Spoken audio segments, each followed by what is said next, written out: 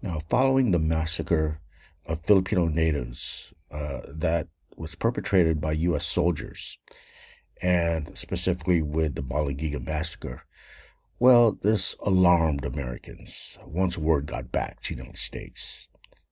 And indeed, President Theodore Roosevelt was forced to address this, and he took time to do this during this speech he gave that commemorated the Civil War, and it was given in Arlington Cemetery in Washington, D.C. And in this speech, he was forced to defend U.S. atrocities and to connect it to what we call the civilizing mission. Now, you look here at this particular quote, the fact that for every guilty act committed by one of our troops, 100 acts of far greater atrocity have been committed by hostile natives upon our troops. There's no evidence to support this by historians today, but this is his claim to, I guess, justify those acts that we call today crimes against humanity, right? And then he goes on to say this further down: the military power is used to secure peace in order that it may itself be supplanted by the civil power. So he's saying military power is a means to an end, right? That's going to end eventually, and you'll see that replaced by civilian rule, right? Administrators rather than soldiers. And he goes on to say the progress of the American arms means the abolition of cruelty, the bringing back of peace, and the rule of law and order under the civil government. Other nations have conquered to create irresponsible military rule. We conquer to bring just and responsible civil government to the conquered. Okay, so here he seeks to part company with the other European imperial powers that he claims, is just a form of warfare leading to irresponsible military rule, right? It's just conquest for the sake of conquest. He's saying, well, again, this is a means to an end. We are going to civilize the Filipinos. And here he just mentioned it as a form of civil government, right, without talking about the cultural aspects. But still, all of these things are interconnected, as we know. Now, I mentioned a while back that the capture of Aguinaldo by the U.S. Army was the biggest goal that the U.S. military had. And finally, he was indeed captured on March 23rd, 1901. And this pretty much signaled the end of hostilities after some negotiation. Indeed, it would be July 4th, 1901, which officially ends the war. Now, I say officially, okay, because what's going to happen is continued conflict, especially in the rural areas, in the mountainous areas. All right, not to mention the islands below the main island of Luzon, right, where the capital was. And indeed, this was the Balangiga massacre. It was in the Visayan region, which is the middle part. And of course, right below the middle part, if you recall that map of the Philippines, there's this another big island called Mindanao. Okay, so it's interesting to note here that the American troops and officials, well, the official term they used is pacification. Okay, this official term meaning that we want to conquer the natives, right? We need to pacify them. So they saw this as a war of pacification. And in fact, the term pacification would be one among several terms used by U.S. officials to describe various colonial acts and imperial acts. In fact, we already introduced one earlier, and that was, quote, unincorporated territory, unquote, right? And we use this word instead of colonies, right? Because it sounds better.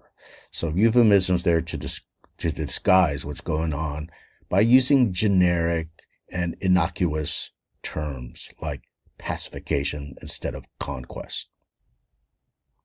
So what would continue to happen is pacification pacification campaigns occurring mainly in the hills and the rural areas of the Philippines after the official end of the war on July 4th, 1901.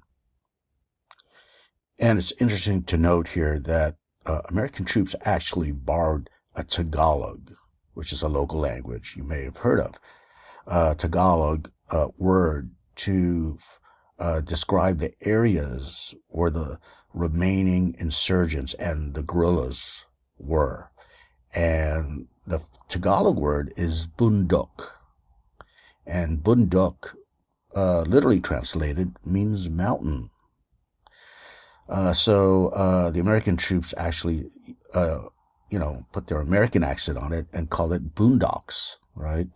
So this is where the origin of that term boondocks came from. It came from the Philippine-American War, and specifically it came to describe somewhere that's over yonder, right? We use that today, somewhere far away in the boondocks. Well, this is derived again from the U.S. troops having to go to the mountain or the bundok in Tagalog, or the boondocks, as they would pronounce it, in order to fight the remaining insurgents. Now, notice on the slide here, the real final battle against the guerrillas occurred right before World War I. And this is in the island of Mindanao, which is the southernmost island in the Philippines.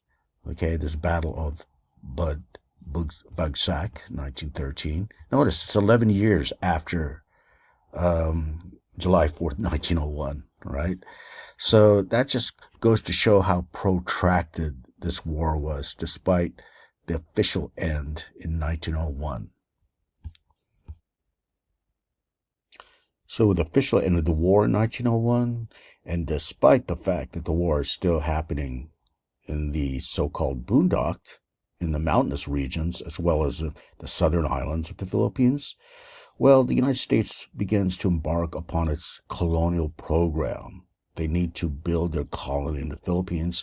Let me remind you, there's no prior experience of the United States in colony building. There's no historical precedent that we could follow. So we're basically starting from scratch. But let's also remember, we kind of set ourselves apart from other European empires because of their naked aggression and just basically conquest, right, to overtake this area and to dominate. Well, that flies in the face of freedom and democracy. That goes against our so-called, quote, secular religion, unquote, in democracy and freedom again. So therefore, we have to think about that, and it has to factor in the way we set up this colony. Now, look at the slides here, the illustration, and let's remember the poet Kipling's speech, right, White Man's Burden, when he urged the United States to follow the example of the English Empire and to illuminate their new savage peoples with the precepts of enlightenment and civilization, right? And let's remember, it was a burden. It's a huge task that they needed to undertake, Americans, that is. So this is interesting. It's the white man's burden, and they're following this representative of England. I'm not sure what you'd call this figure. We know what this is, Uncle Sam, right? So this is an equivalent.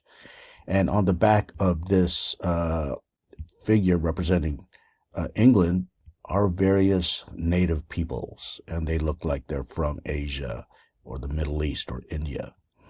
And here, right behind England, is now the United States. Now we are an empire.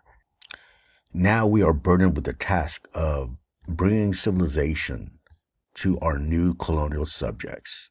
And again, it's a burden, it's a task, something that we are ordained by God to perform this task. Okay, and in this illustration, more justification. And here it shows a happy Filipino native, right, greeting Uncle Sam, greeting the United States, and the United States being the standard bearer of civilization, And this encompasses things like prosperity, civil government, English government, amnesty. So what's important to highlight here at this particular juncture of American colonialism is this. With the war's end, you have the racial reconstruction of Filipinos, the Filipino native, now as colonial subjects. Okay, before the subjugation, or let's use the word pacification, before pacification, and during the war, of course, Filipinos were essentialized as being savages, as being barbarous people, to use the term put forth by Senator Beveridge, the savage senile peoples, to use the term by Rudyard Kipling, the English poet. And let's not forget the term Kipling used, quote, half devil, half child, unquote. Well, this brings forth an interesting dilemma faced by the would-be American colonial administrators.